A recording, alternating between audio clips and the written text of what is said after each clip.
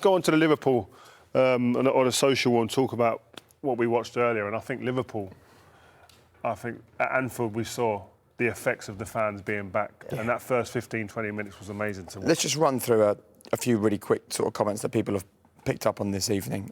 Henderson has truly replaced CVG in all aspects of LFC. Wait, can I jump in on that? I had an argument with a few of my mates are Liverpool fans, and one of my mates said, he's not Stevie Gerrard, he's not Stevie, he's not the same player, never going to be as good as Stevie ever in his life, and Jordan would tell you that. But the effect and impact he has on this team, you could argue the case. Yeah. Because of what they've won, the Premier League, the Champions League, etc. He's a proper leader. But among all this, and among the win tonight, and among the goals that he scored, the conversation that people are having on social is this one.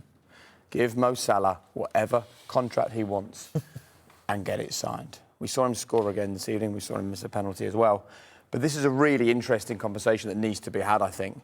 He's got a couple of years left. I don't even want to imagine what it would cost to replace him, because you're going to have to pay whatever salary he wants to, whoever comes in and replaces him.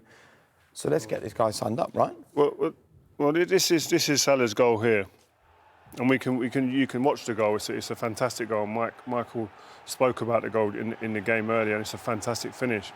But one of the things I'd love to speak about, Mo, is like, if you're seeing Virgil van Dijk, Henderson, Fabinho, all these players sign new deals, and you're not the person who's been pulled in early and signed a deal, does that affect your mentality and your feeling at the club? If that was the case, if everybody's been asked before you, but I would guess that his is more complicated than everybody else's. Why? Because he's probably the big earner. He sees himself as the goal scorer, and he has been the main goal scorer for many years now. So I think his is probably going to be the most complicated. It's probably his last big one of his. If he signs now, that's it. Then? But if he signs now, that's it. That's him now, isn't it? He's nailing my colours to the mast. That's me for life. The best years I'm going to spend at Liverpool. So it's his last big one.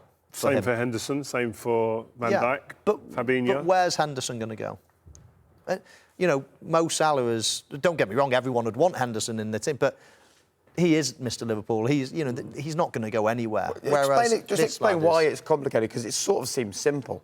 He's the talisman. He scores goals for fun.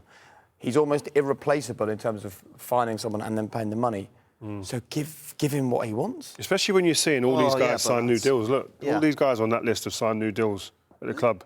And he'd see himself as important, if not more. Yeah, and from a club's point of view, I know everyone says give him what he wants, but you don't really want your club doing that. You have to have a bit of structure. You have to have, all of a sudden, if you give him double what Van Dijk's on, then all of a sudden you get a problem in the camp. We've seen lots of incidents over the years. I'd say at Arsenal, in the main, Aubameyang's just been given what he wanted. And now, look, it's his last big contract. He's not going to move now. He's on whatever he's on a week. It's not as easy as that. I think you've got to keep a little bit of respect, a nice parity within the club as well. Of course, he's going to go to probably the top earner, but I do think there's a little bit of wrestling each side before they agree. Can you see Liverpool not getting it done because his demands are too high? No, I think they'll find a way of. And you hear there's no word coming out that they're miles apart or anything else like that. I expect it to be done. But I do think that Liverpool are right to try to obviously keep it as reasonable as possible. Of course, he deserves what he's going to get because he's Liverpool's talisman. There's something not right, though, is there? Because if we take a look at this tweet from his agent, this was a while ago when he scored a couple of goals. Rami pops that up on Twitter. That was in August this year, start of the season. I hope they're watching. That surely tells you there's some conversations that have been had and someone is not happy with those conversations. Yeah, and I think that was around the Norwich game. But what I would say is that... Why drop that in there? If you're his agent, if you're Mo Salah as well, and you're seeing someone like Cristiano Ronaldo come to the league, and you're sitting there going, OK, what's he earning? You're wanting to be around that ballpark. Because what he's done in the Premier League the last 3 years has been, relentless, top of the charts. He's looking at people like Aubameyang. I need to be on more than these guys.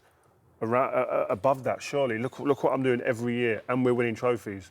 And that's the conversations that will be going on behind the scenes, and they've got to come to a place where they both agree. But these things are difficult. It's complex situations because, again, there's a lot riding on it. The last contract last big contract in his career, as Michael said. But he's a fabulous player. You've got to keep him at Anfield. Well, this is what the Liverpool fans are saying. give him whatever he wants, give Salah a lifetime contract. It's always simple when you're a football fan, isn't it? Give him a lifetime contract, give him whatever he wants and get it signed.